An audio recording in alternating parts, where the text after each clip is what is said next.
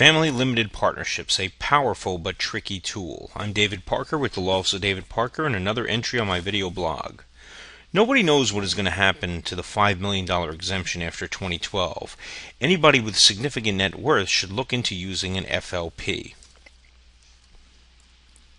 For those with large estates faced with the uncertainty about estate taxes, if Congress takes no action, the current $5 million exemption and relatively low rate will expire at the end of this year.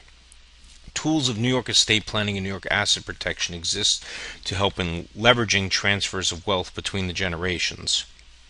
One of these tools definitely worth looking into is the Family Limited Partnership, FLP, which can incorporate actions to discount the value of assets before transferring them. However, it's important that an FLP be done right and that competent advice be sought. Peter Riley at Forbes has assembled 6 family limited partnership developments in 2011, a study of 6 cases. 2 of these, the case of Natalie Guastina and that of Ann Y. Petter, were done superbly well. The other 4 cases were not. In one of them, the date in which the actions resulting in a reduction of the value for assets were taken on the same day the assets were transferred to the trust, a decided mistake. The discounting needs to be done at least a week and preferably at least 2 weeks prior.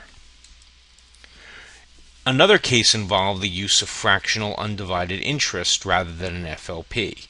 In a third, the decedent had written some $90,000 worth of checks from the partnership account for her personal expenses.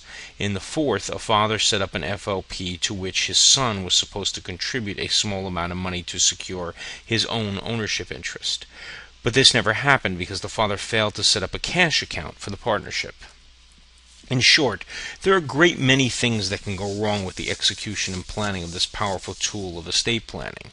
If you want to look into this method of protecting your assets, it would be wise to do so sooner rather than later, and to make sure you have competent advice to get past all the potential pitfalls.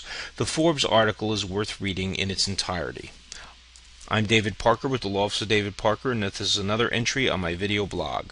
I'm an estate planning and elder law attorney.